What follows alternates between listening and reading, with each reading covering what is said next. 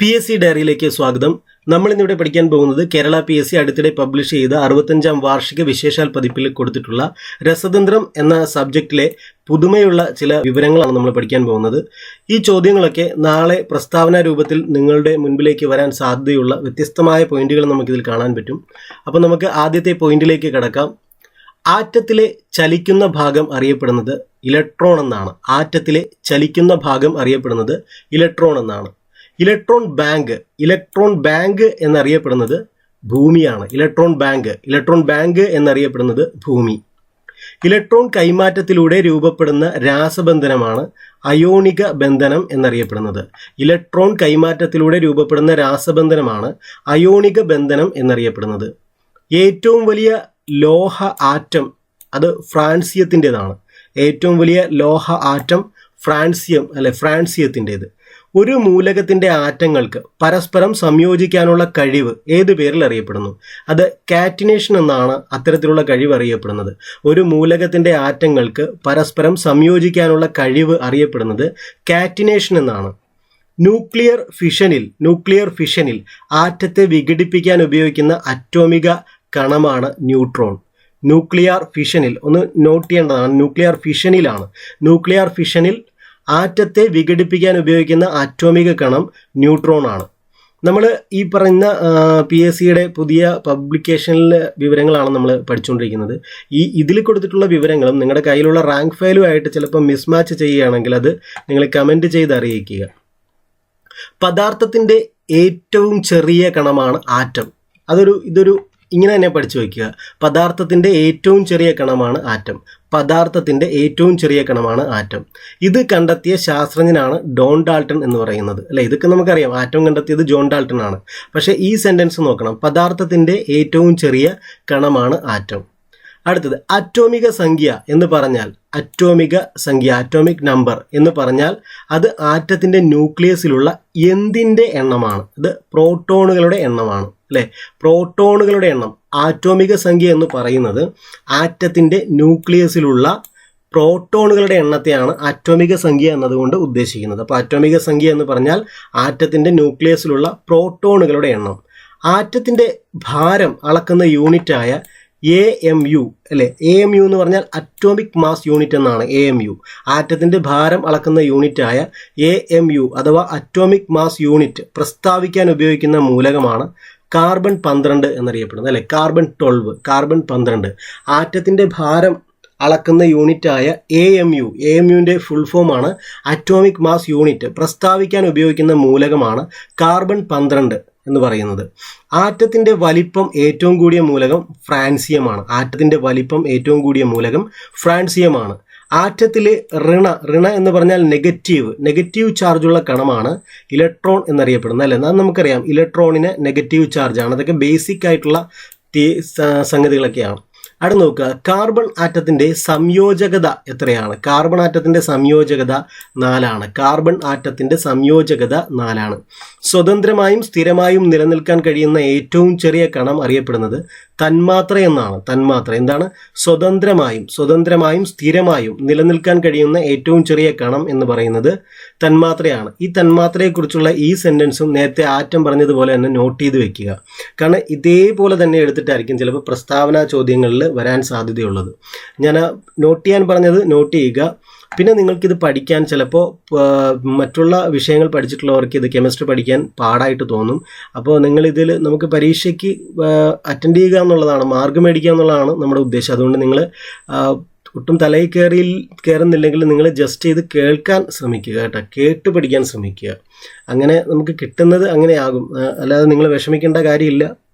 അപ്പോൾ നോക്കുക, അടുത്തത് സ്ഥിരതയുള്ള മൂലകങ്ങളിൽ ഏറ്റവും വലിപ്പം കൂടിയ ആറ്റമുള്ളത് സീസിയത്തിനാണ്. അല്ലേ, സ്ഥിരതയുള്ള മൂലകങ്ങളിൽ ഏറ്റവും വലിപ്പം കൂടിയ ആറ്റമുള്ളത് സീസിയത്തിനാണ്. അല്ലേ, പക്ഷെ നമ്മൾ തൊട്ട് മുമ്പ് പഠിച്ചു. ഇവിടെയൊക്കെ സെൻറ്റൻസ് ആണ് നിങ്ങൾ ശ്രദ്ധിക്കേണ്ടത് കേട്ടോ.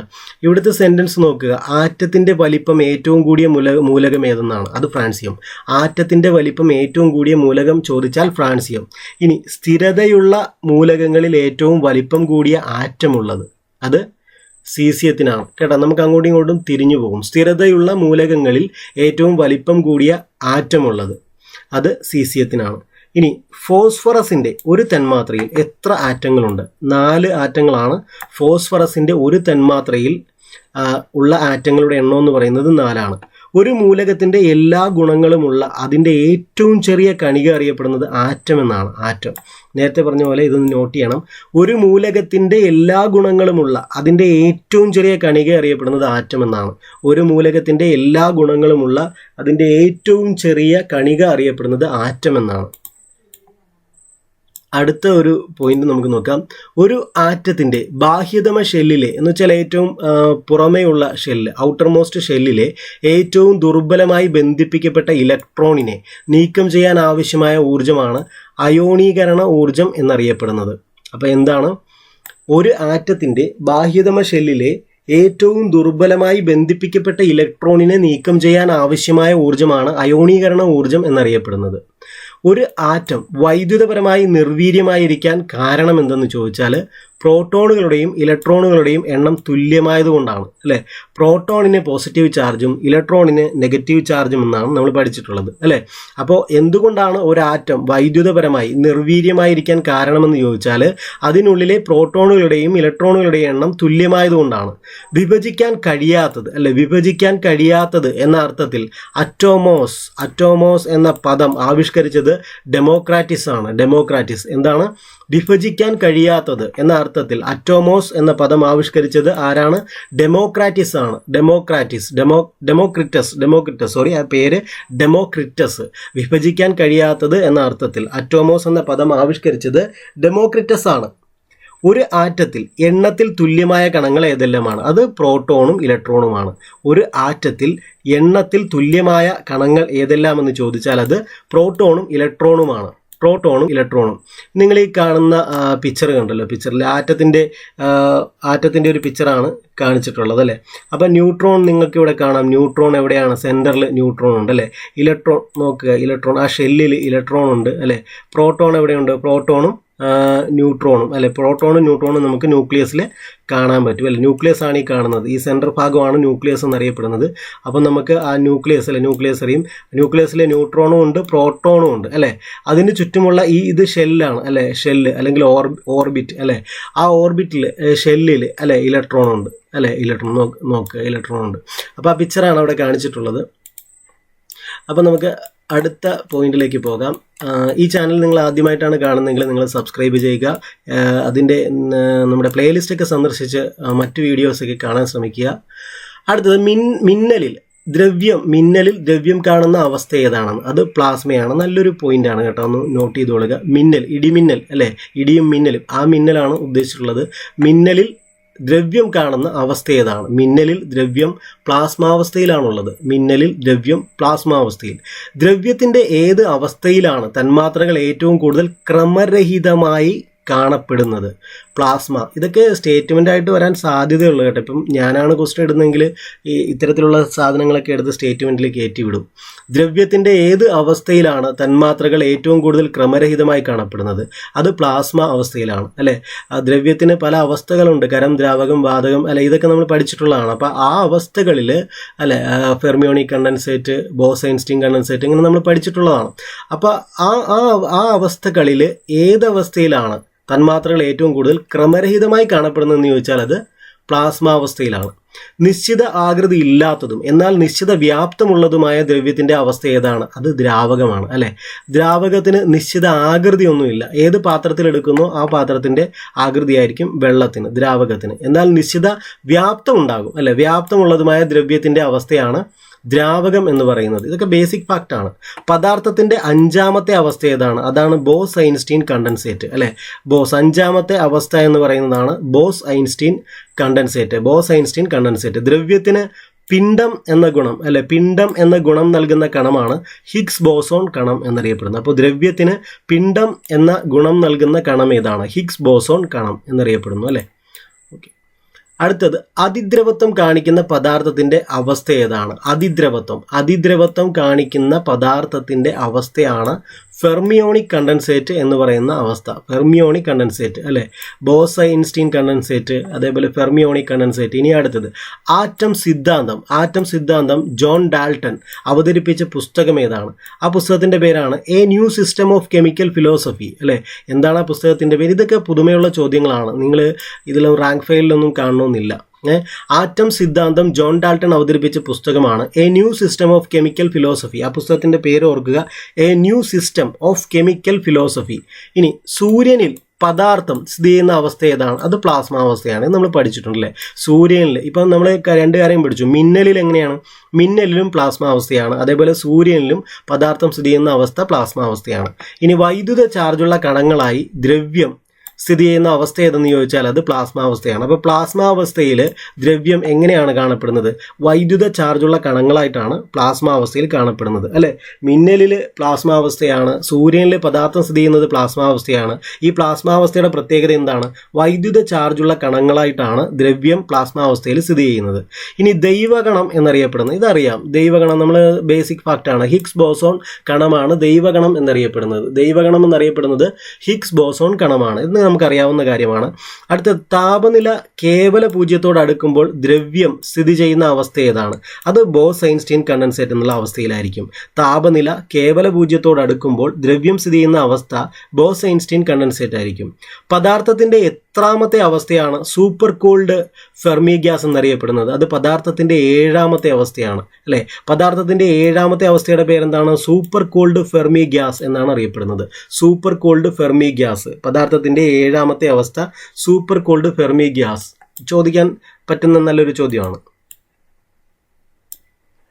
അടുത്തത് നോക്കുക, ദ്രവ്യത്തിന്റെ 6ാമത്തെ അവസ്ഥ ഏതാണ്? അത് ഫെർമിയോണിക് കണ്ടൻസേറ്റ് ആണ് അല്ലെ. Fermionic condensate. അപ്പം നമ്മൾ ഇപ്പൊ 6ഉം 7ഉം പഠിക്കാനല്ലേ. ഖരം, ദ്രാവകം, വാതകം, പ്ലാസ്മ. അങ്ങനെ നമ്മൾ 4 അവസ്ഥകൾ നമ്മൾ ഓൾറെഡി ചെറിയ ക്ലാസ്സിൽ നമ്മൾ പഠിച്ചിട്ടുണ്ട് അല്ലേ. ഖരം, ദ്രാവകം, വാതകം, പ്ലാസ്മ. അത് കഴിഞ്ഞ് നോക്കുക, 5ാമത്തെ പദാർത്ഥത്തിന്റെ 5ാമത്തെ അവസ്ഥ നമ്മൾ പഠിച്ചു. ഏതാണ്? ബോസ്-ഐൻസ്റ്റീൻ കണ്ടൻസേറ്റ് എന്ന് പറയുന്നു അല്ലെ. Bose-Einstein condensate. ഇപ്പം നമ്മൾ പഠിച്ച എന്താണ്? പദാർത്ഥത്തിൻ്റെ 6ാമത്തെ അവസ്ഥ നമ്മൾ പഠിച്ചു.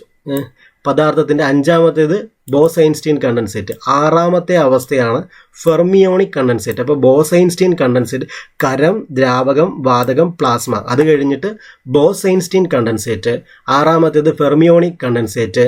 അതേപോലെ 7ാമത്തെ അവസ്ഥയാണ് സൂപ്പർ കൂൾഡ് ഫെർമി ഗ്യാസ് എന്നറിയപ്പെടുന്നത്. ഞാൻ പറഞ്ഞു ചിലപ്പോൾ നിങ്ങളുടെ റാങ്ക് ഫയലിൽ വ്യത്യാസമായിട്ടാണ് കൊടുത്തിരിക്കുന്നതെങ്കിൽ അത് നോട്ട് ചെയ്യുക. കാരണം ഇതിപ്പോൾ നമ്മൾ PSC ബുള്ളറ്റിനിലെ കാര്യങ്ങളാണ് പഠിക്കുന്നത്. മിസ്മാച്ച് ചെയ്യാൻ സാധ്യതയുണ്ട് ചിലതൊക്കെ. അടുത്തൊരു പോയിന്റ് നോക്കുക, ഒരേ സമയം വൈദ്യുത ചാലകമായും വൈദ്യുത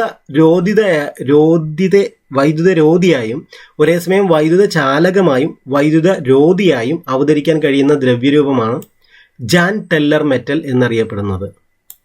അപ്പം എന്താണ്? ഒരേ സമയം വൈദ്യുത ചാലകമായിട്ടും വർക്ക് ചെയ്യും, അതേപോലെ വൈദ്യുത രോധിയായും അവതരിക്കാൻ കഴിയുന്ന ദ്രവ്യരൂപമാണ് ജാൻ ടെല്ലർ മെറ്റൽ എന്നറിയപ്പെടുന്നത്. ജാൻ ടെല്ലർ മെറ്റൽ വ്യത്യസ്തമായ ഒരു പോയിന്റാണ്. സ്ഥിതി ചെയ്യാൻ സ്ഥലം ആവശ്യമുള്ളതും ഭാരമുള്ളതുമായ ഏതൊരു വസ്തുവിനെയും പറയുന്ന പേര് ദ്രവ്യം എന്നാണ്. അപ്പം നമ്മൾ ദ്രവ്യം എന്നിപ്പോൾ കുറേ നേരമായിട്ട് പറയുന്നുണ്ട്. അപ്പോൾ എന്താണ് ദ്രവ്യം എന്ന് പറഞ്ഞാൽ സ്ഥിതി ചെയ്യാൻ സ്ഥലം ആവശ്യമുള്ളതും ഭാരമുള്ളതുമായ ഏതൊരു വസ്തുവിനെയും പറയുന്ന പേരാണ് ദ്രവ്യം എന്ന് പറയുന്നത്. ഇനി ഭൗമാന്തരീക്ഷത്തിൽ ഏറ്റവും അപൂർവമായുള്ള വാതകമാണ് റാഡോൺ എന്ന് പറയുന്നത്. റാഡോൺ എന്ന് പറയുന്ന അങ്ങനെ ഭൗമാന്തരീക്ഷത്തിൽ അങ്ങനെ ഒത്തിരിയായിട്ട് കാണാറില്ല, അപൂർവമായിട്ട് മാത്രമേ ഈ വാതകം കാണാറുള്ളൂ. റാഡോൺ എന്ന് പറയുന്ന വാതകം ഭൗമാന്തരീക്ഷത്തിൽ. ഇനി മീഥെയിൻ മീഥെയിനൊക്കെ നമുക്കറിയാം. മീഥെയിൻ ആദ്യമായി നിർമ്മിച്ചത് ആരാണ്? അത് അലസാൻഡ്രോ വോൾട്ടയാണ്. മീഥെയിൻ ആദ്യമായി നിർമ്മിച്ചത് അലസാൻഡ്രോ വോൾട്ടയാണ്. ഏറ്റവും ഭാരം കൂടിയ കൃത്രിമ വാതക മൂലകം അത് ഒഗാനസോൺ ആണ്. ഇത് 118ാമത്തെ മൂലകമാണ് ഒഗാനസോൺ എന്ന് പറയുന്നത്. 118ാമത്തെ മൂലകമാണ്. കഴിവതും കെമിസ്ട്രി നിങ്ങൾ റാങ്ക് ഫയലൊക്കെ വെച്ച് പഠിക്കുമ്പോൾ നമ്മുടെ പീരിയോഡിക് ടേബിൾ വെച്ച് പഠിക്കുന്നതായിരിക്കും എളുപ്പം. നമുക്ക് ആ ബേസിക് സംഗതികളൊക്കെ വളരെ എളുപ്പം പഠിച്ചെടുക്കാം. അപ്പോൾ ഏറ്റവും ഭാരം കൂടിയ കൃത്രിമ വാതക മൂലകമാണ് അല്ലെ. ഇത് കൃത്രിമ മൂലകമാണ് ഓർഗാനസോൺ എന്ന് പറയുന്നത്. ഇതിന്റെ അറ്റോമിക സംഖ്യ എന്ന് പറയുന്നത് 118 അതുകൂടെ ഇമ്പോർട്ടൻ്റ് ആണ്. 118ാമത്തെ മൂലകമാണ് അല്ലെ. അത് മാത്രമല്ല ഇതൊരു കൃത്രിമ വാതക മൂലകം കൂടിയാണ് അല്ലെ. ഇനി എന്താ പ്രത്യേകത? ഏറ്റവും ഭാരം കൂടിയ കൃത്രിമ വാതക മൂലകമാണ് ഓർഗാനസോൺ എന്ന് പറയുന്നത്, 118 അല്ലെ. ഏറ്റവും കുറഞ്ഞ അളവിൽ കണ്ടുവരുന്ന ഉത്കൃഷ്ട വാതകമാണ് റാഡോൺ എന്ന് പറയുന്നത് അല്ലെ. റാഡോൺ തന്നെ നമ്മൾ പഠിച്ചു എന്താണ് ഭൗമാന്തരീക്ഷത്തിൽ ഏറ്റവും അപൂർവമായുള്ള വാതകമാണ്. അതുമാത്രമല്ല ഏറ്റവും കുറഞ്ഞ അളവിൽ കണ്ടുവരുന്ന ഉത്കൃഷ്ട വാതകം കൂടിയാണ് ഈ റാഡോൺ എന്ന് പറയുന്നത്. ഉത്കൃഷ്ട വാതകം കൂടിയാണ് റാഡോൺ എന്ന് പറയുന്നത് അല്ലേ. അപ്പോൾ അടുത്തൊരു പോയിന്റ് നോക്കാം. ഏത് വാതകത്തിന്റെ വാണിജ്യാടിസ്ഥാനത്തിലുള്ള ഉൽപാദനമാണ് ബ്രിൻ പ്രക്രിയയിലൂടെ നടക്കുന്നത്? അത് ഓക്സിജൻ്റെതാണ്. നോട്ട് ചെയ്തോളുക കേട്ടോ, പ്രത്യേകം നോട്ട് ചെയ്തോളുക. എനിക്ക് തോന്നുന്നു 2021 ഏതോ ഒരു പ്രിലിംസ് 21 22 പ്രിലിംസിൽ ഓക്സിജനുമായി ബന്ധപ്പെട്ട് എന്തോ ഒരു വ്യത്യസ്തമായ ഒരു പോയിന്റ്, ഞാനിപ്പോൾ അത് ഓർക്കുന്നില്ല, ഒരു പോയിന്റ് ഓക്സിജനുമായി ബന്ധപ്പെട്ട് സ്കൂൾ ടെക്സ്റ്റിൽ നിന്ന് എടുത്ത് ചോദിച്ചായിട്ട് ഓർക്കുന്നുണ്ട്. എന്നാൽ അത് ആരും അറ്റൻഡ് ചെയ്തിട്ടുണ്ടായിരുന്നില്ല. അപ്പോൾ ഇത് നോക്കുക, ഈ ബ്രിൻ പ്രക്രിയ എവിടെയെങ്കിലും ഇതിനു മുമ്പ് ഇത് സബ്ജക്റ്റ് എടുത്ത് പഠിച്ചവർക്കറിയാം, അല്ലാതെ റാങ്ക് ഫെയിലിൽ ഉണ്ടോ എന്നറിയില്ല, എന്നാലും ഉണ്ടെങ്കിൽ കുഴപ്പമില്ല. നോട്ട് ചെയ്യുക, ഏത് വാതകത്തിന്റെ വാണിജ്യാടിസ്ഥാനത്തിലുള്ള ഉൽപാദനമാണ് ബ്രിൻ പ്രക്രിയയിലൂടെ നടക്കുന്നത്? അത് ഓക്സിജൻ്റെതാണ്. അപ്പോൾ ഇതൊന്ന് നോട്ട് ചെയ്തോണം, എനിക്കൊരു തോന്നലാണ്. ബ്രിൻ പ്രക്രിയ ഓക്സിജൻ ആണ്. ബ്രിൻ പ്രക്രിയ ഓക്സിജൻ. ഓക്കെ. അപ്പോൾ അടുത്ത് നോക്കുക, നൈട്രജൻ വാതകത്തിന്റെ ക്രിട്ടിക്കൽ താപനില അത് 126.4 കെൽവിൻ ആണ്. 4 കെൽവിൻ അല്ലേ, 4 കെൽവിൻ, 126.4 കെൽവിൻ. അടുത്ത പൊട്ടാസ്യം പെർമാംഗനേറ്റ് ചൂടാക്കുമ്പോൾ പുറത്തു വരുന്ന വാതകമാണ് ഓക്സിജൻ എന്ന് പറയുന്നത്. പൊട്ടാസ്യം പെർമാംഗനേറ്റ് ചൂടാക്കുമ്പോൾ പുറത്തു വരുന്ന വാതകമാണ് ഓക്സിജൻ എന്ന് പറയുന്നത്. അപ്പോൾ എന്താണ് ബ്രിൻ പ്രക്രിയ? അത് ഓക്സിജന്റെ വാണിജ്യാടിസ്ഥാനത്തിലുള്ള ഉൽപാദനമാണ് ബ്രിൻ പ്രക്രിയ. ഇനി നൈട്രജൻ വാതകത്തിന്റെ ക്രിട്ടിക്കൽ താപനില 126.4 കെൽവിൻ. പൊട്ടാസ്യം പെർമാംഗനേറ്റ് ചൂടാക്കുമ്പോൾ പുറത്തു വരുന്ന വാതകം ഓക്സിജൻ ആണ്. പ്രകൃതിവാതകത്തിൽ അടങ്ങിയിരിക്കുന്ന ഘടകങ്ങളാണ് പ്രകൃതിവാതകം: മീഥേൻ, ഈഥേൻ, പ്രൊപ്പേൻ, ബ്യൂട്ടേൻ. അപ്പോൾ പ്രകൃതിവാതകത്തിലല്ലേ നാല് ഘടകങ്ങളുണ്ട്: മീഥേൻ, ഈഥേൻ, പ്രൊപ്പേൻ, ബ്യൂട്ടേൻ. പ്രകൃതിവാതകം. മീഥേൻ, ഈഥേൻ, പ്രൊപ്പേൻ, ബ്യൂട്ടേൻ പ്രകൃതിവാതകത്തിൽ. ഇനി പ്രാണവായു എന്നറിയപ്പെടുന്ന വാതകം അത് നമുക്കറിയാം, ഓക്സിജൻ ആണ് പ്രാണവായു. അന്തരീക്ഷത്തിൽ ഏറ്റവും കൂടുതലുള്ള നിഷ്ക്രിയ വാതകമാണ് ആർഗൺ എന്ന് പറയുന്നത് അല്ലെ. അന്തരീക്ഷത്തിൽ ഏറ്റവും കൂടുതലുള്ള നിഷ്ക്രിയ വാതകമാണ് ആർഗൺ എന്നറിയപ്പെടുന്നത്. അലസവാതകങ്ങളുടെ സംയോജകത 0. അമോണിയ വാതകത്തിന്റെ സാന്നിധ്യം അറിയാൻ ഉപയോഗിക്കുന്ന റിയേജന്റ് ആണ് നെസ്ലേഴ്സ് റിയേജന്റ്. എന്താണ്? അമോണിയ വാതകത്തിന്റെ സാന്നിധ്യം അറിയാൻ ഉപയോഗിക്കുന്ന റിയേജന്റ് ആണ് നെസ്ലേഴ്സ് റിയേജന്റ് എന്ന് പറയുന്നത്. ആവർത്തന പട്ടികയിലെ 13 മുതൽ 18 വരെ ഗ്രൂപ്പുകളിൽ ഉൾപ്പെടുന്ന മൂലകങ്ങൾ ഏത് ബ്ലോക്കിലാണ് ഉൾപ്പെടുന്നത്? അത് പി ബ്ലോക്കിൽ. ആവർത്തന പട്ടികയിലെ 13 മുതൽ 18 വരെ ഗ്രൂപ്പുകളിൽ ഉൾപ്പെടുന്ന മൂലകങ്ങൾ പി ബ്ലോക്കിലാണ്. രാത്രി സമയങ്ങളിൽ സസ്യങ്ങൾ അകത്തേക്കെടുക്കുന്ന വാതകം ഓക്സിജനാണ് അല്ലെ. പ്രകാശ സംശ്ലേഷണ സമയത്ത് പുറത്തുവിടുന്നതും ഓക്സിജനാണ് അല്ലെ. ഇത് രാത്രി സമയങ്ങളിലെ കാര്യമാണ്. രാത്രി സമയങ്ങളിൽ സസ്യങ്ങൾ അകത്തേക്കെടുക്കുന്ന വാതകം ഓക്സിജനാണ്. അപ്പോൾ നമുക്ക് ഇതിൻ്റെ അടുത്ത ഒരു പേജ് കൂടെ നമുക്ക് പഠിക്കാം. നമ്മളിവിടെ ഇടുന്ന എല്ലാ ക്ലാസ്സുകളുടെയും പരീക്ഷ നമ്മൾ ടെലഗ്രാം ചാനലിൽ നടത്താറുണ്ട്. നിങ്ങൾ ടെലഗ്രാം ചാനൽ കൂടി ഫോളോ അപ്പ് ചെയ്യുക. അത് ഡിസ്ക്രിപ്ഷൻ ബോക്സിൽ അതിൻ്റെ ഡീറ്റെയിൽസ് കൊടുത്തിട്ടുണ്ട്. അടുത്തത് പ്രക്രിയകളാണ് നമ്മൾ പഠിക്കുന്നത്. സൾഫൈഡ് അയിരുകളെ സാന്ദ്രണം ചെയ്യുന്ന പ്രക്രിയയാണ് പ്ലവന പ്രക്രിയ എന്ന് പറയുന്നത്. അല്ലെ, ഇതൊക്കെ സ്കൂൾ ടെക്സ്റ്റിലുള്ളതാണ്. സൾഫൈഡ് അയിരുകളെയാണ്. അപ്പോൾ പ്ലവന പ്രക്രിയ എന്തുമായിട്ട് ബന്ധപ്പെട്ടിരിക്കുന്നു? സൾഫൈഡ് അയിരുകളെ സാന്ദ്രണം ചെയ്യുന്ന പ്രക്രിയയാണ് അല്ലേ. അപ്പോൾ എന്താണ് പ്ലവന പ്രക്രിയ? സൾഫൈഡ് അയിരുകളെ സാന്ദ്രണം ചെയ്യുന്ന പ്രക്രിയയാണ് പ്ലവന പ്രക്രിയ എന്ന് പറയുന്നത്. ഇനി ഫ്രാഷ് പ്രക്രിയയിലൂടെ നിർമ്മിക്കുന്നത് സൾഫറാണ് അല്ലെ. ഫ്രാഷ് പ്രക്രിയയിലൂടെ നിർമ്മിക്കുന്നത് സൾഫറാണ്. സൾഫർ.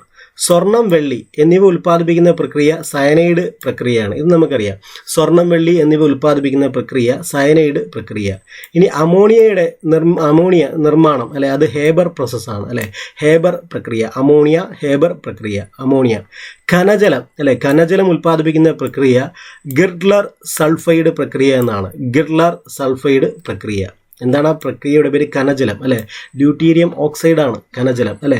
കനജലം ഗിർഡ്ലർ സൾഫൈഡ് പ്രക്രിയ എന്നാണ് അറിയപ്പെടുന്നത്. ഇനി നീറ്റുകക്കയിൽ ജലം ചേർക്കുന്ന ഒരു പ്രക്രിയയാണ് സ്ലേക്കിംഗ് എന്നറിയപ്പെടുന്നത്.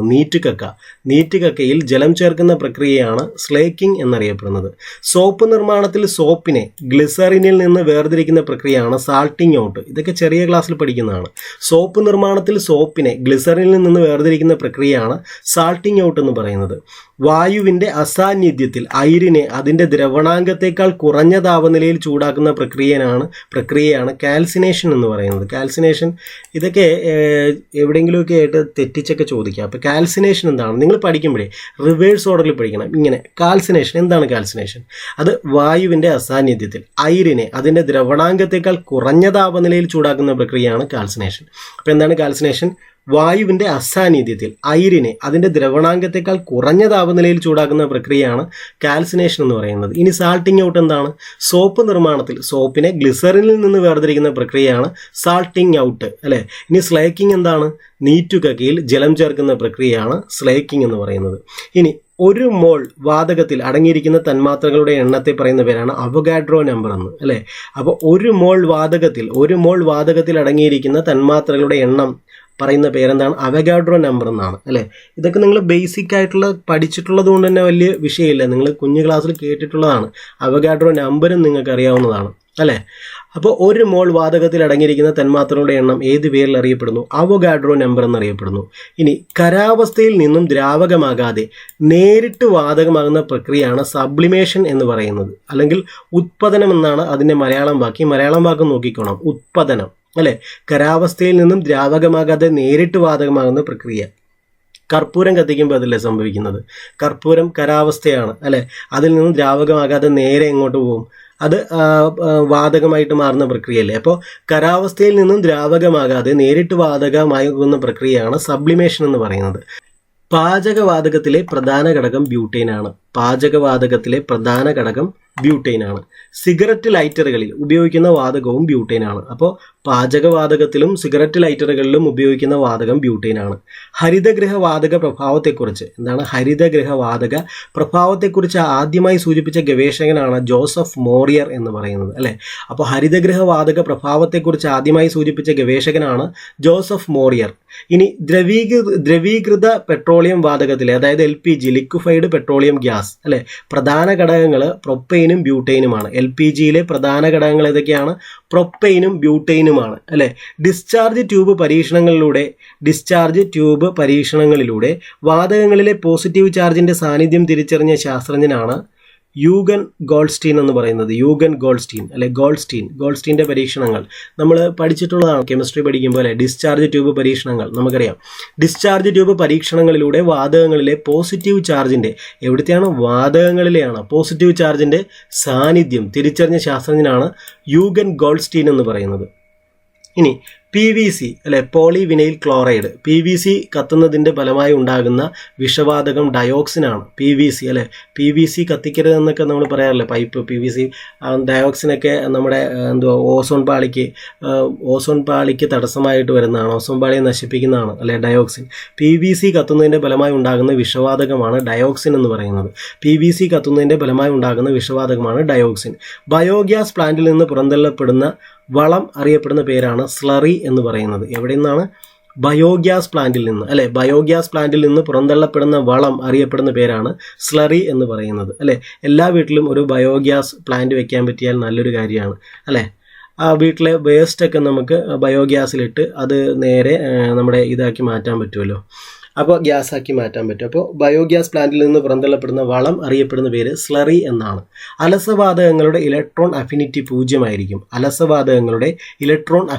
0 അമോണിയ വാതകം കണ്ടുപിടിച്ചത് ജോസഫ് പ്രീസ്റ്റ്ലി ആണ് അല്ലേ. അമോണിയയുടെ നിർമ്മാണ പ്രക്രിയ നമ്മൾ പഠിച്ചതാണ്, ഹേബർ പ്രക്രിയ അല്ലേ. അമോണിയ വാതകം കണ്ടുപിടിച്ചത് ജോസഫ് പ്രീസ്റ്റ്ലി ആണ് അമോണിയ വാതകം കണ്ടുപിടിച്ചത്. ഇനി ആസിഡ് മഴയ്ക്ക് കാരണമായ പ്രധാന വാതകം സൾഫർ ഡയോക്സൈഡ് ആണ് അല്ലെ. ആസിഡ് മഴയ്ക്ക് കാരണമായ പ്രധാന വാതകം സൾഫർ ഡയോക്സൈഡ് ആണ്. അടുത്തത് ഇന്ധനങ്ങൾ അപൂർണമായി ജ്വലിക്കുമ്പോൾ ഏറ്റവും കൂടുതൽ ഉണ്ടാകുന്ന വാതകം ഏതാണ്? അത് കാർബൺ മോണോക്സൈഡ് ആണ്. Carbon monoxide. ഇന്ധനങ്ങൾ അപൂർണമായി ജ്വലിക്കുമ്പോൾ ഏറ്റവും കൂടുതൽ ഉണ്ടാകുന്ന വാതകമാണ് കാർബൺ മോണോക്സൈഡ്. റെഫ്രിജറേറ്ററിൽ, അതായത് നമ്മുടെ ഫ്രിഡ്ജിൽ അല്ലെ ഉപയോഗിക്കുന്ന വാതകം ഫ്രിയോൺ ആണ്. ഫ്രിയോൺ അല്ലെ, ഡേഞ്ചറസ് ആയിട്ടുള്ളൊരു വാതകമാണ് ഫ്രിയോൺ അല്ലെ. റെഫ്രിജറേറ്ററിൽ ഉപയോഗിക്കുന്ന വാതകം ഫ്രിയോൺ ആണ്. റെഫ്രിജറേറ്ററിൽ അഥവാ ഫ്രിഡ്ജിൽ ഉപയോഗിക്കുന്ന വാതകം ഫ്രിയോൺ ആണ് അല്ലെ. ഊതി വീർപ്പിച്ച ഒരു ബലൂൺ അല്പസമയം വെയിലത്ത് വെച്ചാൽ അത് വികസിക്കുകയും പൊട്ടുകയും ചെയ്യുന്നു. ഇതുമായി ബന്ധപ്പെട്ട വാതക നിയമമാണ് ചാൾസ് നിയമം എന്നറിയപ്പെടുന്നത്. ചാൾസ് നിയമം. അപ്പോൾ ഊതി വീർപ്പിച്ച ഒരു ബലൂൺ അല്പസമയം വെയിലത്ത് വെച്ചാൽ അത് വികസിക്കുകയും പൊട്ടുകയും ചെയ്യുന്നു. ഇതുമായി ബന്ധപ്പെട്ട വാതക നിയമമാണ് ചാൾസ് നിയമം എന്നറിയപ്പെടുന്നത്. ഏത് വാതകത്തെ ഉന്നത മർദ്ദത്തിൽ ദ്രവീകരിച്ചാണ് LPG ഉൽപ്പാദിപ്പിക്കുന്നത്? അത് ബ്യൂട്ടൈനെയാണ് അല്ലെ. നേരത്തെ നമ്മൾ പറഞ്ഞു LPG അല്ലെ, LPGയിലെ പ്രധാന ഘടകങ്ങൾ നമ്മൾ ഇപ്പോൾ അത് നമ്മൾ ജസ്റ്റ് നോക്കിയതല്ലേ. LPGയിലെ പ്രധാന ഘടകങ്ങൾ ഏതൊക്കെയാണ് നമ്മൾ നോക്കി. ഏതൊക്കെയായിരുന്നു? പ്രൊപ്പൈനും ബ്യൂട്ടൈനും. LPGയിലെ പ്രധാന ഘടകങ്ങൾ പ്രൊപ്പൈനും ബ്യൂട്ടൈനും അല്ലേ. ഇപ്പം നമ്മൾ പഠിച്ചത് എന്താണ് LPGയെക്കുറിച്ച്? ഏത് വാതകത്തെ ഉന്നത മർദ്ദത്തിൽ ദ്രവീകരിച്ചാണ് LPG ഉൽപ്പാദിപ്പിക്കുന്നതെന്ന്? ബ്യൂട്ടൈൻ അല്ലേ. ബ്യൂട്ടൈൻ വാതകത്തെ ഉന്നത മർദ്ദത്തിൽ ദ്രവീകരിച്ചാണ് LPG ഉൽപ്പാദിപ്പിക്കുന്നത്. അടുത്തൊരു പോയിന്റ് നോക്കുക. ഒരു കുളത്തിൻ്റെ അടിത്തട്ടിൽ നിന്ന് ഉയർന്നു വരുന്ന ഒരു വാതക കുമിളയുടെ വലിപ്പം. ഇതൊരു പരീക്ഷയ്ക്ക് ചോദിച്ചിട്ടുണ്ടെന്നാണ് എനിക്ക് എൻ്റെ ഒരു ഊഹം. ക്രമേണ കൂടി വരുന്നു. ഇതുമായി ബന്ധപ്പെട്ട വാതക നിയമമാണ് ബോയിൽ നിയമം. ഇതേതോ ഒരു പരീക്ഷയ്ക്ക് ഞാൻ കണ്ട പോലെ എനിക്ക് തോന്നുന്നുണ്ട്. ഒരു കുളത്തിൻ്റെ അടിത്തട്ടിൽ നിന്ന് ഉയർന്നു വരുന്ന ഒരു വാതക കുമിളയുടെ വലിപ്പം ക്രമേണ കൂടി വരുന്നു. ഇതുമായി ബന്ധപ്പെട്ട വാതക നിയമമാണ് ബോയിൽ നിയമം. അപ്പോൾ ഇങ്ങനെ ഈ ഒരു ഉദാഹരണ സഹിതം കൊടുത്തിട്ടുള്ളതൊക്കെ സ്കൂൾ ടെക്സ്റ്റിൽ നിന്നായിരിക്കും. അപ്പോൾ അതൊക്കെ നോക്കി വയ്ക്കുക. ഇങ്ങനെ എന്തെങ്കിലും സ്കൂൾ ടെക്സ്റ്റിലും കൊടുത്തിട്ടുണ്ടെങ്കിൽ അത് അതേപടി തന്നെ ചോദിക്കാൻ സാധ്യതയുണ്ട്. ഒരു കുളത്തിൻ്റെ അടിത്തട്ടിൽ നിന്ന് ഉയർന്നു വരുന്ന ഒരു വാതക കുമിളയുടെ വലിപ്പം ക്രമേണ കൂടി വരുന്നു. ഇതുമായി ബന്ധപ്പെട്ട വാതക നിയമമാണ് ബോയിൽ നിയമം എന്നറിയപ്പെടുന്നത്. ഇനി ചിരിപ്പിക്കുന്ന വാതകം അഥവാ ലാഫിംഗ് ഗ്യാസ് എന്നറിയപ്പെടുന്നത് നൈട്രസ് ഓക്സൈഡ് ആണ്. ഇതൊക്കെ ബേസിക് ആണ്, നമ്മൾ പഠിച്ചിട്ടുള്ളതാണ് അല്ലേ. ലാഫിംഗ് ഗ്യാസ് എന്നറിയപ്പെടുന്നത് നൈട്രസ് ഓക്സൈഡ് ആണ്. ചിരിപ്പിക്കുന്ന വാതകം. ചീഞ്ഞ മത്സ്യത്തിൻ്റെ ഗന്ധമുള്ള വാതകം ഫോസ്ഫൈൻ ആണ്. ഇതൊക്കെ നമുക്കറിയാം, ബേസിക് ഫാക്റ്റ് ആണ്. ചീഞ്ഞ മത്സ്യത്തിൻ്റെ ഗന്ധമുള്ള വാതകം ഫോസ്ഫൈൻ ആണ്. ഫോസ്ഫൈൻ. ബോയിൽ നിയമം പ്രതിപാദിക്കുന്നത് ഏതൊക്കെ തമ്മിലുള്ള ബന്ധമാണ്? അത് വ്യാപ്തവും മർദ്ദവും. ഈ വ്യാപ്തവും മർദ്ദവും തമ്മിലുള്ള ബന്ധം പ്രസ്താവിക്കാനാണ് ബോയിൽ നിയമം പ്രതിപാദിക്കുന്നത്. ബോയിൽ നിയമം. ഒരു ആറ്റത്തിന് മറ്റ് ആറ്റങ്ങളുമായി സംയോജിക്കാനുള്ള കഴിവ്, അതാണ് സംയോജകത എന്നതുകൊണ്ട് ഉദ്ദേശിക്കുന്നത് അല്ലെ. ഒരു ആറ്റത്തിന് മറ്റ് ആറ്റങ്ങളുമായി സംയോജിക്കാനുള്ള കഴിവ് സംയോജകത എന്ന വാക്കുകൊണ്ട് സൂചിപ്പിക്കുന്നു. സംയോജകത. അപ്പോൾ സംയോജകത എന്ന് പറഞ്ഞാൽ എന്താണ്? ഒരു ആറ്റത്തിന് മറ്റ് ആറ്റങ്ങളുമായി സംയോജിക്കാനുള്ള കഴിവാണ് സംയോജകത എന്നറിയപ്പെടുന്നത്. അപ്പോൾ നമുക്കിതിൻ്റെ ബാക്കി കൂടെ നോക്കാം. ഇത് നിങ്ങൾ റിപ്പീറ്റ് ചെയ്ത് കേൾക്കാൻ ശ്രമിക്കുക. കാരണം വെച്ചാൽ നമ്മൾ പെട്ടെന്ന് കയറിയിട്ട് ഒരു ബേസിക് ഇല്ലാതെയൊക്കെ പഠിക്കുന്നവർക്ക് പാടായിരിക്കും. ഒരു ബേസിക് ഉള്ളവർക്ക് വലിയ വിഷയമില്ല. സംക്രമണ മൂലകങ്ങൾ ഏത് ബ്ലോക്കിൽ ഉൾപ്പെടുന്നു? D block. ഇതൊക്കെ കാണാതെ പഠിക്കുക. അല്ലെങ്കിൽ നിങ്ങൾ റാങ്ക് ഫെയിൽ വെച്ചിട്ട് പഠിക്കുന്നുണ്ടെങ്കിൽ നിങ്ങൾ ആ പീരിയോഡിക് ടേബിൾ വെച്ചിട്ട് പഠിച്ചാൽ വളരെ എളുപ്പമായിരിക്കും. ഇതൊന്ന് നോട്ട് ചെയ്തു, ഇത് ഇമ്പോർട്ടൻ്റ് ആണ്. സംക്രമണ മൂലകങ്ങൾ ഏത് ബ്ലോക്കിൽ ഉൾപ്പെടുന്നു? D ബ്ലോക്കിൽ. സംക്രമണ മൂലകങ്ങൾ D ബ്ലോക്കിൽ ഉൾപ്പെടുന്നു. വേനൽക്കാലങ്ങളിൽ സോഡ നിറച്ച ബോട്ടിലുകൾ പെട്ടെന്ന് പൊട്ടിപ്പോകുന്നു. ഇതുമായി ബന്ധപ്പെട്ട വാതക നിയമമാണ് ചാൾസ് നിയമം. അത് ഇങ്ങനെയുള്ളതൊക്കെ ഒന്ന് നോട്ട് ചെയ്തോണം കേട്ടോ. ഈ കാരണം വെച്ചാൽ ഇങ്ങനെയുള്ള പലത്, ഇപ്പോൾ ചാൾസ് നിയമം, ബോയിൽ നിയമം, ഇതൊക്കെ പ്രസ്താവന രീതി തന്നിട്ട് എന്തെങ്കിലുമൊക്കെ എവിടെയെങ്കിലും തെറ്റിച്ചാൽ നമുക്കത് അറിയാൻ പറ്റണം. അല്ലാതെ ചാൾസ് നിയമം, ബോയിൽസ് നിയമമൊക്കെ ഇപ്പോൾ ഇരുന്ന് കുത്തിയിരുന്ന് പഠിക്കുന്നതൊക്കെ വലിയ പാടാണ് അല്ലേ. വേനൽക്കാലങ്ങളിൽ സോഡ നിറച്ച ബോട്ടിലുകൾ പെട്ടെന്ന് പൊട്ടിപ്പോകുന്നു. ഇതുമായി ബന്ധപ്പെട്ട വാതക നിയമമാണ് ചാൾസ് നിയമം എന്നറിയപ്പെടുന്നത്. 1870 പ്രസിദ്ധീകരിച്ച ഏത് ശാസ്ത്രജ്ഞൻ തയ്യാറാക്കിയ ആവർത്തന പട്ടികയ്ക്കാണ് മെൻഡലിയേവിൻ്റെ ആവർത്തന പട്ടികയ്ക്ക് മുമ്പേ തയ്യാറാക്കിയതായിട്ട് ശാസ്ത്രലോകത്തിന്റെ അംഗീകാരം ലഭിക്കാതെ പോയത്? അത് ലോതർ മേയർ ആണ്. ലോതർ മേയർ അല്ലേ. ലോതർ മേയർ നല്ലൊരു പോയിന്റ് അല്ലേ. 1870 പ്രസിദ്ധീകരിച്ച ഏത് ശാസ്ത്രജ്ഞൻ തയ്യാറാക്കിയ ആവർത്തന പട്ടികയ്ക്കാണ് അല്ലേ. ആവർത്തന പട്ടികയ്ക്കാണ്. മെൻഡലിയേവിൻ്റെ ആവർത്തന പട്ടികയ്ക്ക് മുമ്പേ തയ്യാറാക്കിയതായിട്ടും ശാസ്ത്രലോകത്തിന്റെ അംഗീകാരം ലഭിക്കാതെ പോയത് ലോതർ മേയർ ആണ് അല്ലെ. നിർഭാഗ്യവാൻ ലോതർ മേയർ അല്ലേ. ആവർത്തന പട്ടികയിൽ കുറുകെയുള്ള കോളങ്ങൾക്ക് പറയുന്ന പേര് പിരീഡുകൾ എന്നാണ്. പിരീഡുകൾ. അപ്പോൾ എന്താണ്? ആവർത്തന പട്ടികയിൽ കുറുകെയുള്ള കോളങ്ങൾക്ക് പറയുന്ന പേര് പിരീഡുകൾ എന്നാണ്. പിരീഡുകൾ അല്ലേ. പിരീഡുകൾ. ഒരു പീരീഡിൽ ഇടത്തു നിന്ന് വലത്തോട്ട് വരുംതോറും ലോഹ സ്വഭാവത്തിന് എന്ത് വ്യത്യാസം വരുന്നു? ലോഹ സ്വഭാവം കുറഞ്ഞു വരികയാണ് ചെയ്യുന്നത് കേട്ടോ. അപ്പോൾ ഇടത്തു നിന്നും വലത്തേക്ക് പോകുമ്പോൾ ലോഹ സ്വഭാവം കുറഞ്ഞു വരികയാണ് ചെയ്യുന്നത്. ഇത് നോട്ട് ചെയ്തോണം, പ്രസ്താവനയിൽ ഉൾപ്പെടുത്താൻ പറ്റുന്ന ഒരു പോയിന്റാണ്. ഒരു പീരീഡിൽ ഇടത്തു നിന്ന് വലത്തോട്ട് വരുംതോറും ലോഹ സ്വഭാവത്തിന് എന്ത് വ്യത്യാസം വരുന്നു? ലോഹ സ്വഭാവം കുറഞ്ഞു വരുന്നു. ഒരു ഗ്രൂപ്പിൽ മുകളിൽ നിന്ന് താഴേക്ക് വരുംതോറും ലോഹ സ്വഭാവത്തിന് എന്ത് വ്യത്യാസം വരുന്നത്? ഗ്രൂപ്പ് ഇങ്ങനെ കുത്തനെയാണല്ലോ വരുന്നത് ഗ്രൂപ്പ്. അപ്പോൾ ഒരു ഗ്രൂപ്പിൽ മുകളിൽ നിന്നും താഴേക്ക് വരുമ്പോൾ ലോഹ സ്വഭാവത്തിന് എന്ത് വ്യത്യാസമാണ് വരുന്നത്? ലോഹ സ്വഭാവം കൂടുന്നു. അപ്പോൾ നോക്കിയാൽ മതി, ലോഹ സ്വഭാവത്തിൻ്റെ കാര്യം പറയാനാണെങ്കിൽ ഇടത്തു നിന്ന് വലത്തേക്ക് പോയാൽ എങ്ങനെയാണ്? ലോഹ സ്വഭാവം കുറയും. ഇനി മുകളിൽ നിന്നും താഴോട്ട് വരുമ്പോഴോ ലോഹ സ്വഭാവം കൂടുന്നു.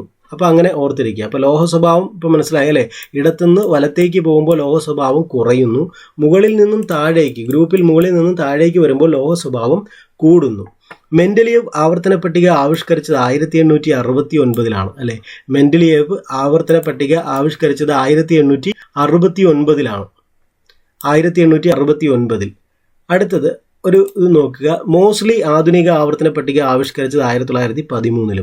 മോസ്ലി ആധുനിക ആവർത്തന പട്ടിക ആവിഷ്കരിച്ച വർഷം 1913. ആവർത്തന പട്ടികയിലെ 101ാമത്തെ മൂലകം മെൻഡലേവിയമാണ്. ആവർത്തന പട്ടികയിലെ 101ാമത്തെ മൂലകം മെൻഡലേവിയമാണ്. 1866 ന്യൂലാൻഡ്സ് എന്ന ശാസ്ത്രജ്ഞൻ അന്നറിയപ്പെടുന്ന 56 മൂലകങ്ങളെ ക്രമമായി എഴുതിയപ്പോൾ 8ാമത് വരുന്ന മൂലകം ആദ്യത്തേതിൻ്റെ ആവർത്തനമാണെന്ന് കണ്ടെത്തി. ഈ നിയമം ഏത് പേരിൽ അറിയപ്പെടുന്നു? അതാണ് അഷ്ടക നിയമം എന്നറിയപ്പെടുന്നത്. അഷ്ടക നിയമം. അപ്പോൾ എന്താണ്? 1866 1866 ന്യൂലാൻഡ്സ് എന്നാണ് ആ സയൻറ്റിസ്റ്റിൻ്റെ പേര് അല്ലേ? ന്യൂലാൻഡ്സ് എന്ന ശാസ്ത്രജ്ഞൻ അന്നറിയപ്പെടുന്ന 56 മൂലകങ്ങളെ ക്രമമായി എഴുതിയപ്പോൾ 8ാമത് വരുന്ന മൂലകം ആദ്യത്തേതിൻ്റെ ആവർത്തനമാണെന്ന് കണ്ടെത്തി. ഈ നിയമം ഏത് പേരിൽ അറിയപ്പെടുന്നു? അതാണ് അഷ്ടക നിയമം എന്നറിയപ്പെടുന്നത്. അന്താരാഷ്ട്ര ആവർത്തന പട്ടിക ദിനമായി ആചരിച്ച വർഷം 2019. അന്താരാഷ്ട്ര ആവർത്തന പട്ടിക ദിനമായി ആചരിച്ച വർഷം 2019. മൂലകങ്ങളെ ഒരേ സ്വഭാവമുള്ള 3 മൂലകങ്ങൾ അടങ്ങിയ ചെറിയ ഗ്രൂപ്പുകളായ ത്രികങ്ങളായി വേർതിരിച്ച ശാസ്ത്രജ്ഞനാണ് ഡൊബറൈനർ എന്ന് പറയുന്നത്. ത്രികങ്ങൾ ഇതാണ് ഡൊബറൈനറുടെ കീവേഡാണ് ത്രികങ്ങൾ അല്ലെ? ത്രികങ്ങളായിട്ട് വേർതിരിച്ച ശാസ്ത്രജ്ഞനാണ് ഡൊബറൈനർ. എന്താണ്? മൂലകങ്ങളെ ഒരേ സ്വഭാവമുള്ള 3 മൂലകങ്ങൾ അടങ്ങിയ ചെറിയ ഗ്രൂപ്പുകളായ ത്രികങ്ങളായി വേർതിരിച്ച ശാസ്ത്രജ്ഞനാണ് ഡൊബറൈനർ എന്നറിയപ്പെടുന്നത്. അടുത്ത് നോക്കുക. ആവർത്തന പട്ടികയുടെ ഉപജ്ഞാതാവായ ദിമിത്രി മെൻഡലിയേവ് ഏത് രാജ്യക്കാരനായിരുന്നു? അത് റഷ്യയാണ്. ഈ ദിമിത്രി എന്നൊക്കെ കേൾക്കുമ്പോഴേ നമുക്കറിയാം അല്ലേ, അത് റഷ്യയിലല്ലേ ദിമിത്രി എന്ന് പേര് ചേർത്തിട്ട് കൂടുതലും വരുന്ന റഷ്യയിലാണല്ലേ ദിമിത്രി. അപ്പോൾ ആവർത്തന പട്ടികയുടെ ഉപജ്ഞാതാവായ ദിമിത്രി മെൻഡലിയേവ് ഏത് രാജ്യക്കാരനായിരുന്നു? റഷ്യ. ആവർത്തന പട്ടികയിൽ ഇല്ലാത്ത ഇംഗ്ലീഷ് അക്ഷരങ്ങളാണ് JQ എന്നിവ. ആവർത്തന പട്ടികയിൽ ഇല്ലാത്ത ഇംഗ്ലീഷ് അക്ഷരങ്ങളാണ് JQ എന്നിവ. തികച്ചും വെറൈറ്റി ആയിട്ടുള്ളൊരു പോയിന്റാണ്. ഏത് ശാസ്ത്രജ്ഞന്റെ സ്മരണയ്ക്കാണ് ആവർത്തന പട്ടികയിലെ 100ാമത്തെ മൂലകത്തിന് പേരിട്ടിരിക്കുന്നത്? അത് എൻറിക്കോ ഫെർമിയുടെ ഓർമ്മയ്ക്കാണ് അല്ലേ? നമ്മൾ 101ാമത്തെ മൂലകം പഠിച്ചു, ഏതാണ്? മെൻഡലേവിയം എന്ന് പഠിച്ചു അല്ലേ? ഇതിപ്പോൾ പറയുന്നത് ഏത് ശാസ്ത്രജ്ഞന്റെ സ്മരണയ്ക്കാണ് ആവർത്തന പട്ടികയിലെ 100ാമത്തെ മൂലകത്തിന് പേരിട്ടിരിക്കുന്നത്?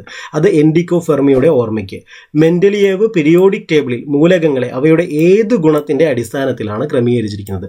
അറ്റോമിക് മാസിന്റെ അടിസ്ഥാനത്തിലാണ് മെൻഡലിയേവ് പീരിയോഡിക് ടേബിളിൽ മൂലകങ്ങളെ ക്രമീകരിച്ചിരിക്കുന്നത് അല്ലേ? അപ്പം മെൻഡലിയേവിൻ്റെ പീരിയോഡിക് ടേബിളിൽ ഏത് ഗുണത്തിൻ്റെ അടിസ്ഥാനത്തിലാണ്? അറ്റോമിക് മാസിൻ്റെ അടിസ്ഥാനത്തിൽ. ഡൊബറൈനർ എന്ന ശാസ്ത്രജ്ഞൻ സമാന ഗുണങ്ങൾ പ്രകടിപ്പിക്കുന്ന 3 മൂലകങ്ങൾ ഉൾപ്പെടുന്ന ചെറു ഗ്രൂപ്പുകൾ നിർമ്മിച്ചു. ഇവ അറിയപ്പെടുന്നത് ത്രികങ്ങൾ എന്നാണ്. ട്രയാഡ്സ് അല്ലേ?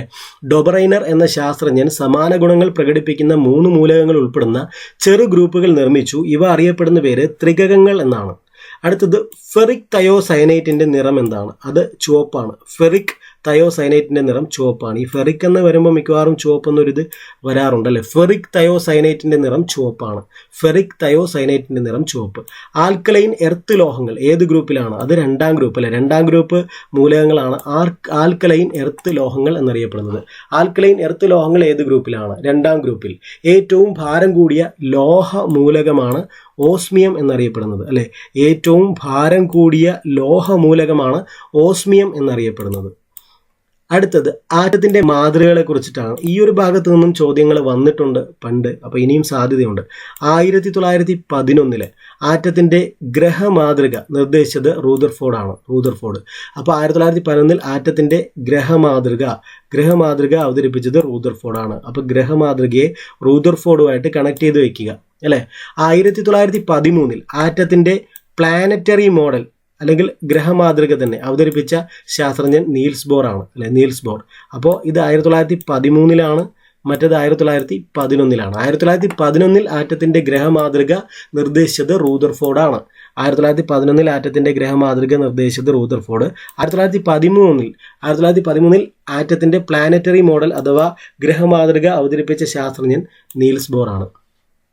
ആറ്റത്തിന്റെ ബില്ലിയാർഡ്സ് ബോൾ മോഡൽ അവതരിപ്പിച്ചത് ജോൺ ഡാൾട്ടൺ ആണ്. ജോൺ ഡാൾട്ടൺ ആറ്റത്തിന്റെ ഏത് മോഡലാണ്? Billiards ball model John Dalton ആണ്. ആറ്റത്തിന്റെ ഇലക്ട്രോൺ ക്ലൗഡ് മാതൃക അഥവാ ക്വാണ്ടം മെക്കാനിക്സ് അവതരിപ്പിച്ച ഓസ്ട്രിയൻ ശാസ്ത്രജ്ഞനാണ് എർവിൻ ഷ്രോഡിങ്ങർ. അപ്പോൾ ആറ്റത്തിന്റെ ഇലക്ട്രോൺ ക്ലൗഡ് മാതൃക അഥവാ ക്വാണ്ടം മെക്കാനിക്സ് അവതരിപ്പിച്ച ഓസ്ട്രിയൻ ശാസ്ത്രജ്ഞനാണ് എർവിൻ ഷ്രോഡിങ്ങർ. ഇത് മാച്ച് ദ ഫോളോവിംഗിൽ വേണമെങ്കിൽ ചോദിക്കാം. ഏത് ശാസ്ത്രജ്ഞനാണ് ആറ്റത്തിന്റെ പ്ലം പുഡിംഗ് മോഡൽ അവതരിപ്പിച്ചത്? അത് ജെ തോംസൺ ആണ്. ഇതെല്ലാവർക്കും അറിയായിരിക്കും അല്ലേ. Plum pudding model J Thomson ആണ്. ഇതായിരിക്കും ഏറ്റവും കൂടുതൽ അറിയാവുന്ന ആൾക്കാർക്ക്. അപ്പോൾ ഏത് ശാസ്ത്രജ്ഞനാണ് ആറ്റത്തിന്റെ പ്ലം പുഡിംഗ് മാതൃക അവതരിപ്പിച്ചത്? അത് ജെ തോംസൺ ആണ്. അപ്പോൾ ഇന്ന് ഇത്രയുമാണ് നമ്മൾ പഠിക്കുന്നത്. കെമിസ്ട്രി ആയതുകൊണ്ടാണ് വലിച്ചുവാരി എടുക്കാൻ പറ്റില്ല. പഠിച്ചിട്ടുള്ളവർക്ക് എളുപ്പമാണ്, അല്ലാത്തുള്ളവർക്ക് പാടായിരിക്കും. നമ്മൾ എന്നാലും വേഗത്തിൽ തന്നെ തീർക്കാം. അപ്പോൾ നിങ്ങൾ ഈ ചാനൽ നിങ്ങൾക്ക് ഇഷ്ടപ്പെട്ടെങ്കിൽ നിങ്ങൾ ലൈക്ക് ചെയ്യുക, ഷെയർ ചെയ്യുക, മാക്സിമം ഈ ചാനൽ ഒന്ന് പ്രൊമോട്ട് ചെയ്യുക നിങ്ങൾ. അപ്പോൾ താങ്ക് യു.